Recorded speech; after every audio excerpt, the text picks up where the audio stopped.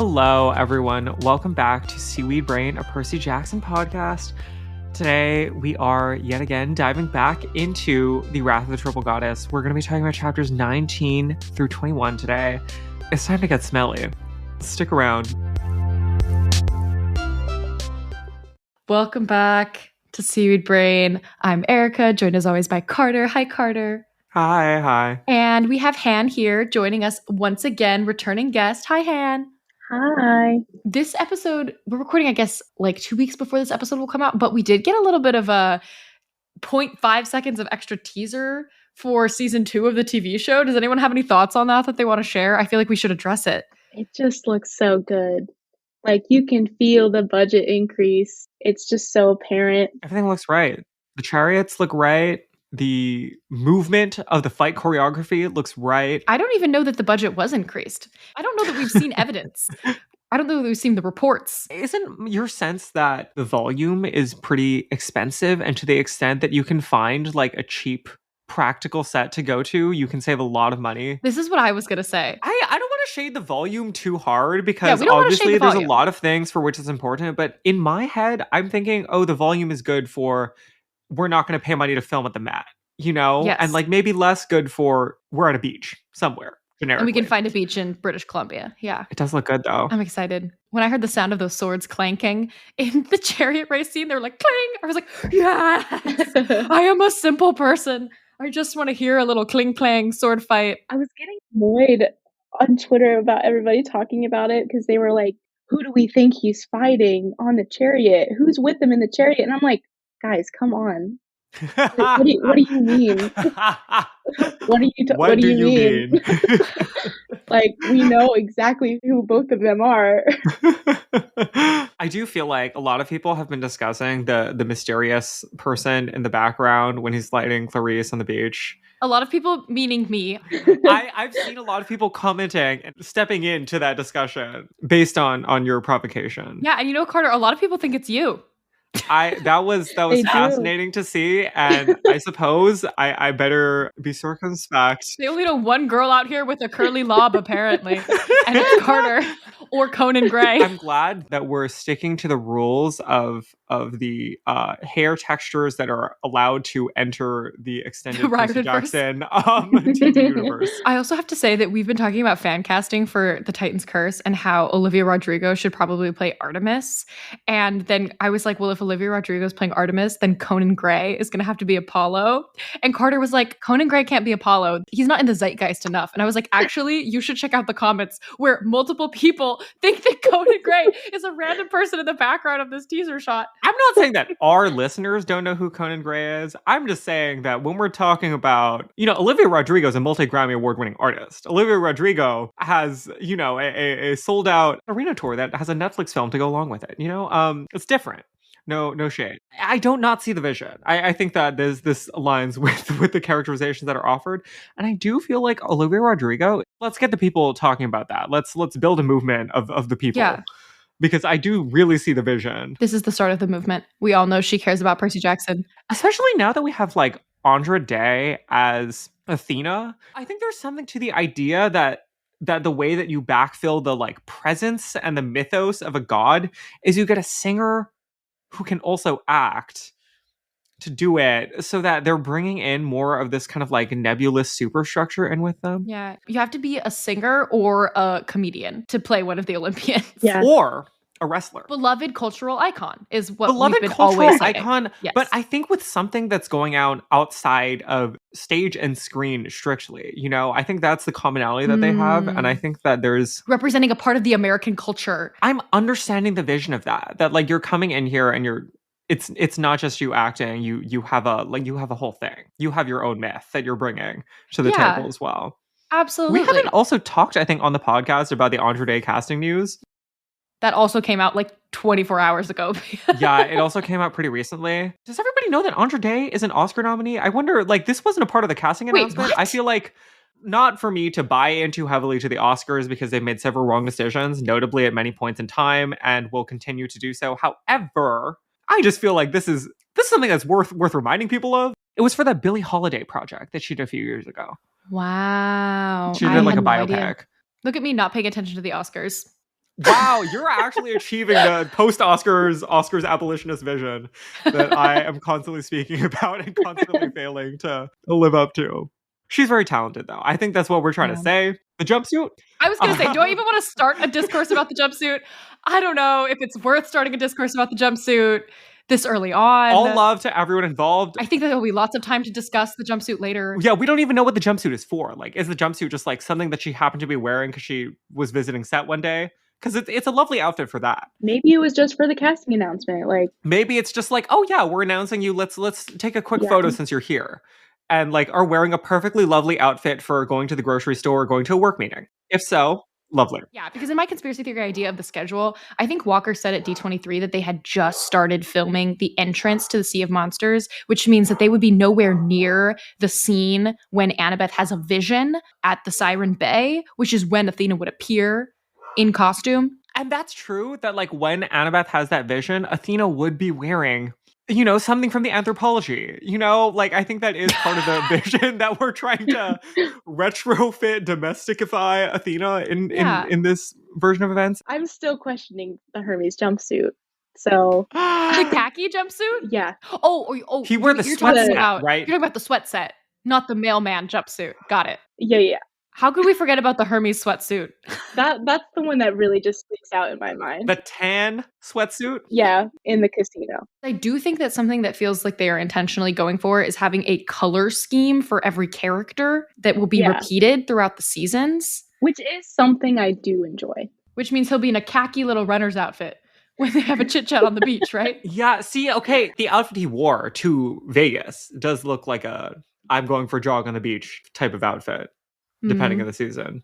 They're ready. They have that one locked and loaded. It's the same one. They just put him in the same one. All those jobs Hermes has and not enough salary to buy more than one sweat set. That's rough. Yeah. Anyway, can't wait. Thank you for the crumbs, everybody. Also, I would encourage you, if you haven't yet, to really zoom in to the diorama, like little set design minis that are behind the cast and Rick in the D23 interview. It's a little mock-up for one of the sets of season 2, and it's cool to look at. All right, it's almost time to dive in. First, we need to thank some patrons. Thank you, everybody, for signing up for our Patreon because we did those Agatha All Along episodes. Thank you, new patrons, Ava, Elizabeth, Sylvia, Leo, Jose, Amy, Emma, It's a Secret, Talia, Elizabeth, Lanky Boy, Angelica, Katie, Annie is not cool, and Vic. And thank you, as always, to our sustaining patrons, Izzy, James, Cameron, Justin, and Dayton. All right, where did we last leave off, Carter? We last left off in Nolita. Had this whole Percy Grover heart-to-heart moment. We're looking for Gale, and we think that Gale is in the fragrance district that people have subsequently confirmed is, in fact, in Nolita. This is apparently a subsection of Nolita that we have going on. We're about to enter a particular fragrance shop and maybe pick a fight with somebody. Yes, I've linked a very short Curbed article about the perfume monopoly I guess not monopoly, about the perfume district of Elizabeth Street. I'll link it in our show notes. And I found out in that article that there's a perfume shop called the Naxos Apothecary, which is actually like a fragrance store from Greece in Nolita. I wonder if Rick knew about that. I would go if I was in New York. I would check it out. Somebody should go for us. Let us know if it's fishy in there. Fishy, like it's secretly run by naiads. Yes. You guys catch this this extra Harry Potter shade? Yes. Okay. Sure did. Chapter 19. Oops, I killed you again. Rick is he's in his early 2000s bag here across the board. There are a lot of strong references that he makes. There's a chapter title, and I would say early 2000s throwback because that is the last time people were really having serious discussions about this. Yeah, it's additional Harry Potter shade. He literally doesn't even name it. It's the wizard. What is he called? The other wizard thing? The wizard from that other movie? Okay, we're bringing up the text. Everybody's bringing up their text. It says maybe it's the other wizard Grover offered from the other movie. I genuinely don't know if it's shade or if it's Warner Brothers Disney conflict. There are any number of explanations. Personally, maybe he literally doesn't remember what the name is. And just knows that there are multiple properties about wizards. Who can say? Personally, I think it's shade. I think the beauty is the interpretation, and I also choose to interpret shade. It's good shade, but I do think it's also, like, we're noting the shade. The setup for this is that Rick makes a Lord of the Rings reference, and he chooses to, I guess, have Grover and Percy as characters both not know the reference. No, Percy is the one who cites the reference. It's from that wizard guy in The Lord of the Rings, is what he says. He doesn't know Gandalf's name. Yeah, I guess he weakly knows the reference, and I guess Grover knows none of it. Grover knows that there are multiple things with wizards in them, which is appropriate for Grover, and it is also confusing because of what they did with the actors. What do you mean? Am I getting this wrong? Isn't Gandalf played by the same actor who did Dumbledore for the second part of the movies? No. Ian McKellen. They Oh look my the God. same, but they're not. Piece of lore that I'm still working on correcting is the fact that I have never seen any of the Lord of the Rings movies. You knew this. We don't have to make the face every time. I haven't seen them. I will at some point. Probably that's going to be a December project for me. But also, I don't think I will ever, at this big age of mine, be at the point where I will be able to reliably remember that it was Ian McKellen playing Gandalf in the original trilogy. Well, now that we've shaded Carter publicly on the internet. Yeah. This one I'm okay with. I will accept shade for this one. In the spirit of shade. Anyway, the Naiad who runs this perfume shop that we have stumbled in knows Percy from somewhere, but Percy doesn't remember her. We don't even find out in this set of chapters where she's from. Yeah. But did you guys have guesses when this first came up? I didn't right away. I think I did by the next chapter. I had more of an idea. Like when Grover was talking about the island where they're from, then I was like, oh. I mean, we've only been to so many islands, and some of them are named already, not Aiaiya. Not to be confused with Aiea. Not to be confused with Aiea, the town that Carter is from. Famous town in Hawaii. My first guess was Cersei, but then I was like, we already did that. I don't know. Exactly. Which a little bit, I think, raises a bigger question of like, didn't we already do this? Oh, Percy went to an island of witches and ruined things a little bit, and has to feel guilty about that and accept that there were consequences for those actions. But that's been my question throughout a lot of this book. What is the specific project of this book that differentiates it from, say, the House of Hades? Yeah. We're still finding out. That'll be a question we can answer when we finish the book. Speaking of, who were we talking about this with? Justin, a couple weeks ago. The increased cinematic nature of many of these scenes that radiates off of the increased cinematic nature of many of these scenes that comes potentially from Rick's increased time spent on set. This moment where Percy and Grover run into each other is so sweet. Quote, my first instinct was to put myself between Grover and danger, but Grover's first instinct was to put himself between me and the same danger. We ended up running into each other and both being directly in the splash zone. That was cute. And this is the kind of like bumbling idiot content we needed from Grover and Percy being alone together post little emotional chat. Yeah, for sure. We needed this. They needed this bonding time to be buffoons. This is the kind of memory that you'll return to as people who perhaps don't live in the same place anymore. Exactly. That's what I'm saying. Core memory. Later on with the Gatorade, like this is bonding. We find out that Naya's name is Philomena, and the reason why they're bumping into each other is because she angrily is accusing Percy of like ruining her home, first of all, in Aiaiya. And second of all, is trying to splash some sort of mystery potion on them. They run into each other. They do not dodge it. But then Percy's response is to immediately, we're going to call this poison bending? Poison bending. Poison water bending. Poison perfume bending. Okay, he has already done this before, right? I didn't double check the House of Hades before we did this conversation. But like he basically does the same thing, except it's like less of a surprise in the House of Hades, and this is kind of the darkest moment of Dark Percy. You're talking about the blood bending with Oculus? Yes. Yeah. It was an interesting callback. I was surprised that they went back to that because it was so dark before, and I felt like it was just so borderline terrifying. Yeah. It highlights how different the tone is, I guess, in this book. That he's doing the same thing, but she's not like a primordial being. Unlike Oculus, this is a, nature spirit that is probably weaker than Percy and immediately dissolves when hit by her own poison. And we don't really sit with that. I didn't expect that we would either. It's just not that kind of book. Interesting comparison point, though. To me, this feels like a stretch of Percy's water powers, but I'll allow it because it's cool. A stretch in the sense that he hasn't done this that much, but like, there's no reason why he wouldn't be able to, right? He can water bend pretty much. Yeah, he wouldn't be able to do like ice though, because that's a whole other thing. I wouldn't put it past him. Really?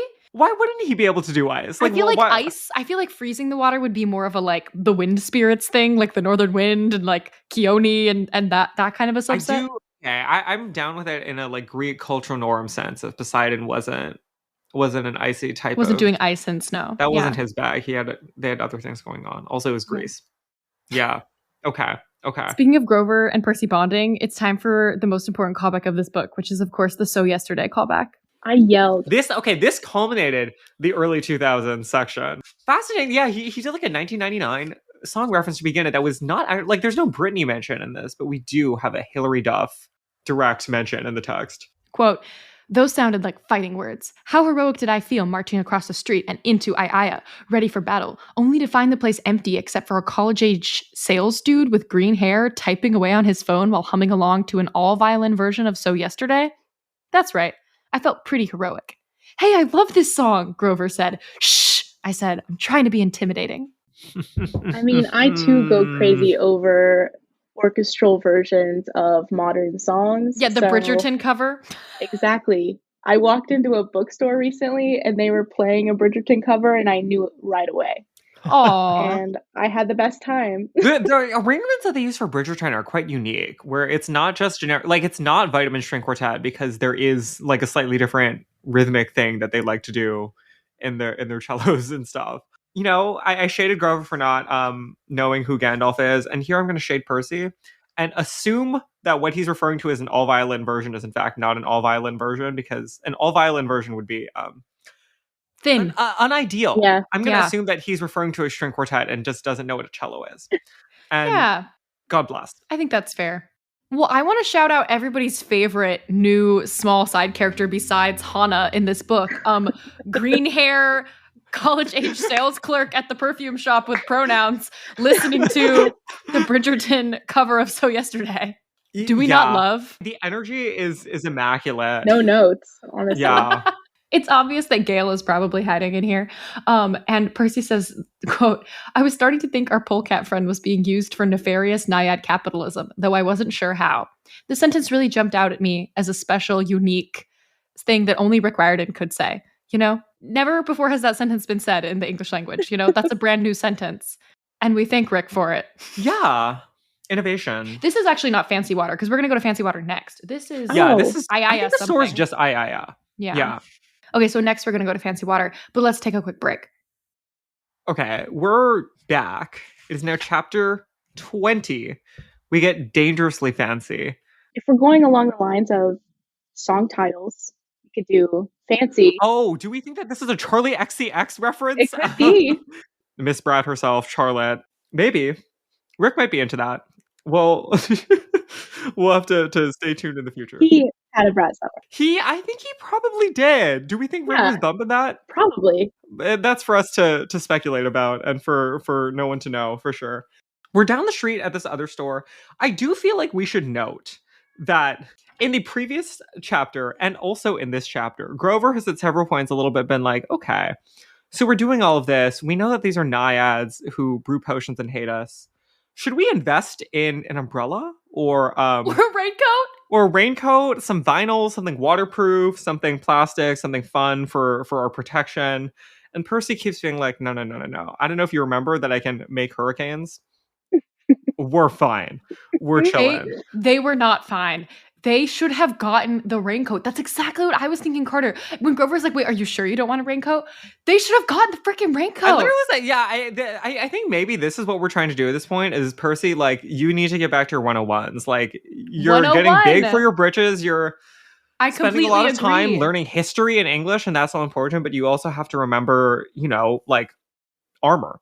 You have to remember swords 101. You know, questing 101 is you go to the Dwayne Reed, you know, like something. We're not reaching for the stars here. Is looting the Dwayne Reed before you do anything else. Yeah. Do you remember when we almost got canceled for saying you should loot the Dwayne Reed? I really do remember that. One of the few times people have gotten really mad at us for something that we was said only in an in 2020. That was also when we were in a different place in our relationship as a country to criminal justice and progressive prosecutors and societal order. If we said that this year, can you imagine with the way that our country is going? We would immediately to jail, I fear. So we're not saying that. We're not saying loot the Dwayne Reed. We're saying take a stop by and press a button and get an employee's attention and speak to them about a raincoat and pay them money for it. Yeah. Pay them inordinate sums of money because the Dwayne Reed is going to charge you whatever sum of money they can because, you know, we're all just okay with tariffs and unchecked corporate monopolies. But, well, Rick also gives us a Pokemon Go reference. There's nothing Rick and Becky love more than Pokemon Go. I have no additional things to say about that. Do you want to explain it out for people who maybe didn't pick up on it? He says Pokemon. Well, what makes it specifically a Pokemon Go reference? Oh, I mean, I guess you could try to argue that this is the way that Pokemon, all of the video games work, where the pocket monsters appear out of nowhere and you engage in fights with them. However, real ones will know that up until... Okay, recording this in 2024, this is going to change in 2025. If you're in a city, Pokemon don't randomly encounter you like that. There's no battles that way. The only way that happens is you're in Pokemon Go, the mobile game that debuted in 2016, where you swipe up like this in a public space because there's apparently a Charizard in front of you. Not a Charizard. Let's be less ambitious. Something else. A Zubat, perhaps. A Rattata. I do like this paragraph that the Pokemon reference comes up in. I wanted to read it and get your guys' thoughts on it on 168. I could, however, sense a water spirit close by. It wasn't something I normally would have noticed. Like, I don't walk down the street and see little glowing blue dots pop up like I'm playing a Pokemon game. But once I've been told to be on the lookout for water spirits, I can put myself in that frame of mind. When I get close enough, I can pick up their presence like I've walked into a microclimate where the air pressure is a little different. That's also new. It makes sense. Yeah, it's just something that he's probably picked up on his years of questing, which I think is cool. But describing it like the microclimate with the air pressure is cool because I was like, humidity. It gets more humid when you sense the water spirits around. I think that's where we're leading to with this, is that Percy's power is like, we're leaning more into the vapor aspect of the water powers. You know, we're doing storms, we're doing humidity, we're doing perfumes. We've done the hurricane. And we're reminding ourselves of the hurricane. We're gonna tie everything together. Yeah. Yeah. We've done the hurricane. Let's do the humidifier. Yes. The little glowing blue dots, that I think is specifically, that's giving Pokemon Go, unless Rick knows what the dowsing machine is, which is a real deep cut. I wouldn't doubt that they know everything about Pokemon, to be honest. Like their family as a whole are like roughly the right age for that. Yeah. Like Pokemon. Also, Gracie. Shout out Gracie Kim. I cannot stop thinking about the incoming book that has 4 words to describe, and one of them is Pokemon. It's coming out very soon. I'm psyched. I can't wait. We need really we will be doing an episode with her on it because we have to continue the tradition about it. And also, just in general, more people need to take notes. More people need to be copying off of Pokemon and trying to take their nachos a little bit. In a like books. Other non-video game dupes. Dream Slinger, it comes out April 29th, 2025. Something to look forward to and keep us going into the new year. I'm all about finding reasons to live to 2025 right now. Yeah, I feel that. The chariot race scene, that's a big one. Yeah, the chariot race scene is gonna be nice. Dream Slinger by Gracie Kim, that's a big one. Yeah. Wow. It would be nice if we could extend that list. Wicked Part 2. Send us some thoughts, everyone. Wicked Part 2. There we go. That's why they split the movie up into 2 parts. That was insurance. Actually, for me, it's Jeff Goldblum singing "Wonderful" is really. Yeah. He's testing me a little bit on this press tour. I'm not gonna lie, Jeff. I was not a Jurassic Park girl, and when I sit down for one of these interviews, I want to see Cynthia Erivo and Ariana Grande talk. Maybe Jonathan Bailey if I'm feeling generous and in touch with the culture. You know what I'm saying? Maybe Bowen if he happens to show up that day. Michelle if she's cleared her schedule for that one day to do press. Obviously, I would love to hear from her. She's an Oscar winner. But like for most of these things, I'm sitting there being like, "Wow, Jeff. Wow, Jeff. Okay." And that's all I'll say about that. You heard it here. Carter hates the Oscars and Carter hates Jurassic Park. Laura Dern is a potential mother. Laura Dern is a non-potential mother. She is a confirmed mother. Jeff Goldblum, you know, he has an illustrious resume that I would like to see and not hear. I think that this is one of the key differences between Carter and my personality. Jeff Goldblum is a confirmed mother for me personally. And that's how you can tell us apart. Most of the time when I see Jeff Goldblum, he is next to somebody else who I want to hear from more, and he's doing a lot of talking. Specifically, Drag Race Season 12, Jeff Goldblum appears alongside Rachel Bloom, The theme of the episode is blooms. That's hilarious. Rachel is killing it. She is murdering with her comedic timing, and she is sabotaged several times by Jeff Goldblum, not waiting his turn and not respecting the star power that is Rachel Bloom. That's all I'll say about that. We can move past this. There's not a ton going on in these chapters plot-wise, so I'm just going to ask you guys some questions that came up for me as we were reading. Did anyone else sense the similarities, to go back to Agatha? You know how Agatha appeared in the MCU and everyone was like, wow, we have no idea how witchcraft like mechanically functions in the MCU. And then we also got that coven of self-reproducing lesbian witches in Star Wars. And we were like, wow, we have no idea how witchcraft works in Star Wars. And now Percy is like, I really wish I knew how witchcraft worked mechanically so that I could be able to like understand what's going on here more and like how to fight them.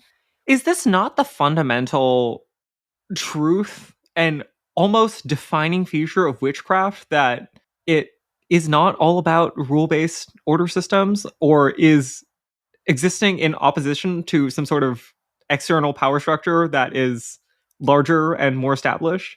I feel like it is. I'm going to answer that question for myself. I think that I'm somebody who enjoys hard world building. I if you tell me that there are like 5 elements that define witchcraft and you're using different combinations of those elements, I will nod along and I'll be like, yes, I appreciate that. Like, give me some setup so we can understand which of these is going to win. However, I do feel like we're a little bit too, as a society, we're doing an appropriate correction to that. Where sometimes,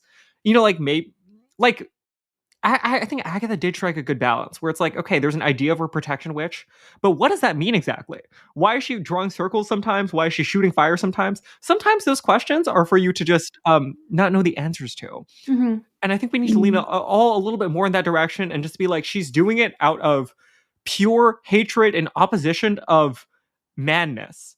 And she's the anti-superhero, and like she's not gonna sit there and tell you what a tesseract is. She's just gonna get up there and do something, and you're gonna be confused, and you're meant to be confused. And she is helping you to understand something about aspects of society that we cannot all understand through rule-based systems and existing institutions. And I think that's what's going on here as well. If somebody ever sits you down and tries to tell you what a tesseract is, I want you to leave. Okay? Okay, my loved ones listening to this podcast. If you sit someone down and tell them what a tesseract is, I love that for you. I want you to do it a lot. But if somebody else does, run. Okay? Yep. Great. Glad we had this talk. You need secure consent for such involved endeavors. I do feel like, however, like to the extent that there is world building for this, I like that it's infirm, but that we're getting pieces of it. Like through these witches, we're learning like there's potions. They're doing recipes. How do the recipes work? Does it matter which witch follows the recipe? Like what types of ingredients would we use? I think these are questions that it's okay for us to leave unanswered. Like, why is Gale better at potions than everybody else? What does she have that other people don't have? That's maybe not a question. Lactose intolerance. Lactose intolerance. That's it. She's putting a little stank on those. She's lactose intolerant, but solely drinks milk, so that's what keeps her going. That's where the power comes from. Yeah. Powered by farts. But like, okay, what I was going to say is that like literally there are like textual examples of this being a thing where like the witchcraft exists as like as a fundamentally like not totally understandable semi-individual thing that we're trying to build alternate structures out of. Like, I think that that's the vision of Agatha, that like, even though there's such a thing as a protection witch, fundamentally what we're doing is carving out both in meta terms and also in in-world terms, like a thing in the corner that other people don't have access to and can't have access to and fundamentally cannot be explained to somebody who's like not a part of it. And then also the designation that they draw between like being unbound and having these abilities to like shoot beams of things at other people versus the craft, where like they create this idea that like you can like read books and practice analog physical magic. procedures, analog magic, where like they're using these terms like sister in the craft to describe someone who just like does a lot of research and really wants it and is a participant in a sisterhood. That is also a very intriguing idea that I think maps on well to what we have going on here, and also maps on well to what is described in Circe. Yep. Where witchcraft is presented in contrast to divinity, where divinity is about things that are easy, inevitable, based on will and birthright, and that witchcraft exists as specifically grit. Things that are grit. Desire. It's about effort. It's Yeah, about effort. relationship to the earth. Getting your and to fingernails the dirty. processes of time Yeah. and mechanical processes. I want a book about Hazel. God, Me too. give me. I think the it. Hazel book would be good, but I also like, okay, this is an interesting situation where like what we're describing here is like almost totally separate from all of those descriptions of what she does for her magic, right? That like all the mist stuff, like what does the mist stuff have to do with the potion? Is there any overlap? It seems like no, but maybe there is and we just don't know about it because Percy has no expertise in this area, and Hecate isn't exactly giving us the breakdown about different trajectories of powers that she has laid out for people. The good thing is it leaves room. The fact that Percy has no idea what's going on leaves room for Hazel to tell us one day. Yeah, I kept waiting for her to come up in this one, and Alas, she'll have her day. Yeah. She has such a fan base. Like, yeah. I think it'll happen. Do we think the zappage thing is also, not to put too fine a point on it, but also Harry Potter shade? Oh, like that she can't just zap. Wait, can you read the line? Percy has a line, quote, when it came to how fast a witch could zap, what they could zap you with, and how to prevent such zappage, I was in the dark. I think this is Harry Potter shade. I'm going to be so real with you. I think it's any loose form of like vague magic shade. Yeah. I think it could be Scarlet Witch pre-WandaVision shade as well. It's giving Scarlet Witch. I mean, I think this is also Scarlet Witch in the final episode of WandaVision shade as well. Mhm. But I mean, it's even if it's not specifically Harry Potter shade, I think it is shade for generically imprecise writing about witchcraft, and many people should be scared. Let it be known that if you are trying to give us some world building and all you have for us is zaps, colorful zaps of different colors. it's 2024. We're looking for reasons to live for. Like We're that's looking for dirt the under bar the we're setting. fingernails. We're looking for dirt under the fingernails. We're looking for physical effort, hard Yeah. work. Sweat I on want your this to be a brow. metaphor for a Yeah. thing. Efforting. I want this to be a metaphor for a thing, and I want to understand on some level why somebody's better at it than somebody else. Should I put that on a t-shirt? I want this quote. I want this to be a metaphor for a thing. I keep getting asked for more merch ideas from the people who help us with our TeePublic store, and I'm like so out of ideas. And so I keep sending like random sentences to them. I'm like, just put this in a shirt. Ooh. Quote, I want this to be a metaphor for a thing. I like it. I feel like maybe the right t-shirt idea is like Chekhov's t-shirt or something like that. Chekhov's t-shirt quote. Okay. Anyway, improv. Grover shutting down Percy so that he can do the improv once again. You guys, original series Grover could never let me take the lead, not to criticize your improv talents, but that is completely unprecedented in the text. Yeah. But now we nod along. It is true, however, that Grover of this book would do this, and it does all connect. Yeah. This entire scene where he's like riffing about getting the gift for Juniper, and it's a Saturnalia present, like all of this is, and then Percy being like, he's getting a little too into it. I think he's forgotten why we're here. Loved this. Dropped in. More important, bonding for the two of them. Like they needed this little section in the middle of the book to spend just the two of them. I also wanted to ask, since it's no longer Halloween, and I've been trying to think of like prompting questions to ask our guests, does everyone want to share their favorite candle scent or perfume scent as Percy walks into the store and says, there's so much patchouli, ginger, and pumpkin?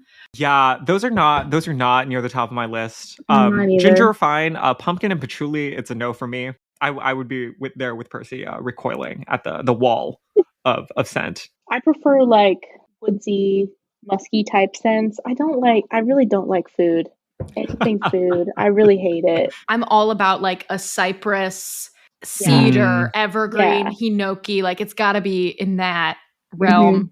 I like the blend between wood and flower. I want both of those combined appropriately. Yeah. Like once again with the dirt.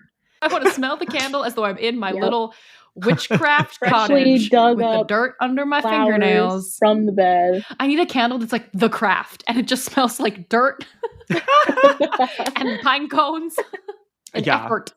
Yeah, that's a good idea. The improv is going really well until honestly, Percy blows Yes! the cover, as we could have expected. He's violently derailing the scene in a direction. He's not being a good scene partner. He doesn't say yes and hard enough, and he gets perfume paralyzed. I think that Grover's choices here are really interesting. Can we take 2 minutes? Mm. It's not just that he's improving. He's making specific choices here to, number one, immediately straight out of the gate be like, magic. We're all... I'm not a regular perfume shop customer. We're going to be talking about the fact that we are two fictional spirits of nature. Quote, Greek myth mode. Yeah. Everything about, like, the fact of doing the improv scene is about confidence and showing character growth. Yes. This choice within the improv scene is also about giving character growth. This is yes. He's not just saying, I'm being gives silly. himself status. The status is not just, I'm, in magic mode. The status is also, I'm a cloven elder. That's like the third thing he says. Straight out of the bat, he is flexing a title. This is new. This is, I think, kind of unprecedented, and feel like I was a little taken aback the first time. I was like, whoa, is this okay for us all to be doing? Is this a responsible use of power? But I think it is, mostly. I think it's, again, impressive and goes towards his character development. He's like really expressing his confidence. Yeah. Yeah, this whole conversation reminds me a lot of the show Conversation with Ares in episode 5. Like, his confidence and just, like, taking the lead. Really good point. Yeah. And improv skills. Mm-hmm. Yeah. It's all Arian. It's all Arian. Chapter 21, Grover leaves a 5-hoof review.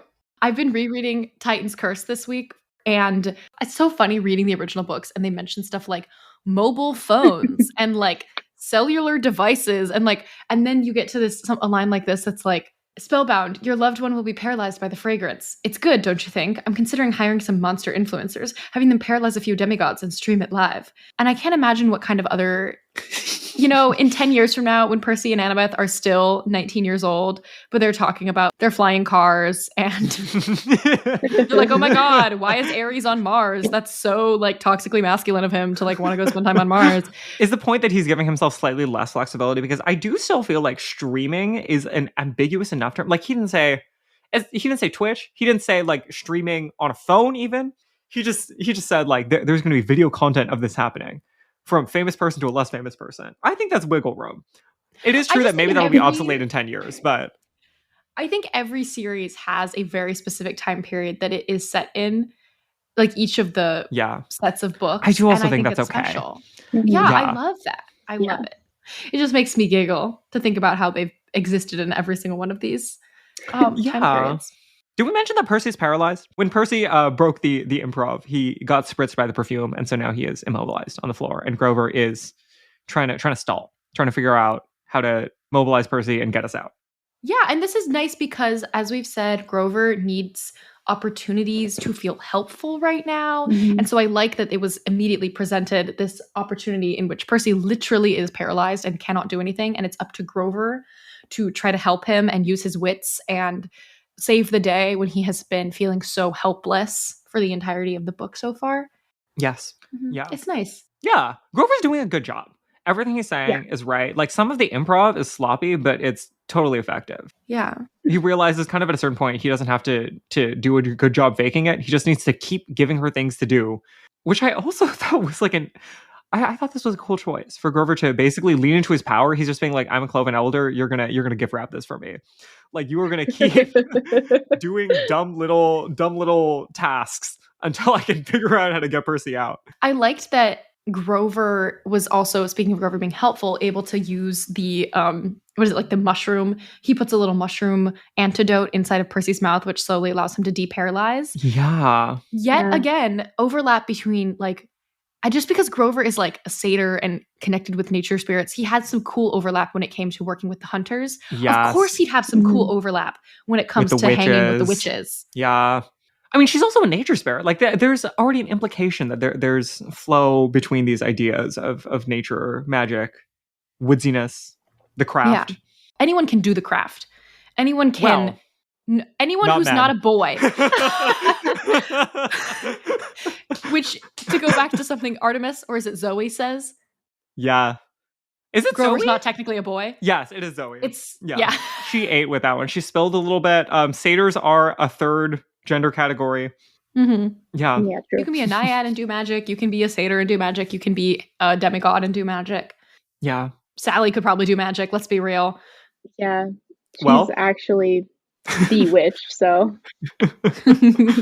We get a little bit more contextual information about Gale, which is why we're here. We think Gale might be in the back here. Gale is not apparently in the back here, but we are informed that Gale is basically being passed around this bunch of naiads who are all using Gale to make different, specific, excellent potions for themselves. So it seems like we're going to be spending a lot more time in Nolita trying to pin down which perfumery does Gale work in right now. Percy also manages to spritz Spellbound in the Naiad's face, and they decide to wrap up the Naiad because Percy's like, I don't want to like kill this person, but we also need to make sure that she's like not going to get in our way as we're trying to get Gale back. So they wrap her up, which to me is maybe a little bit violent. This poor lady, because Percy's like, yeah, like we had so much fun wrapping her up, like we were almost like in a giddy mood, quote, almost giddy. From wrapping up this woman in wrapping paper. But if this is how boys bond, okay. And then Annabeth walks in, prepared. Annabeth has an N95 mask on. As soon it's presented as a reveal, like there is a mysterious figure with a mask and a hood and like layered up. As soon as that happened, obviously it's like a paragraph later, but I was like, the smart one is here. Yeah, thank God somebody came to work today. Somebody came to work today. Grover tried. Grover tried. But he deferred to Percy, which is never a good idea. Mm-hmm. And that's the end of our chapters for today. Yay! Hannah, what'd you do for Halloween this year? Went to a party and dressed up as Alvin and the Chipmunks with my roommates. I was Theodore. Oh, yay. Hannah, do you want people to find you on the internet?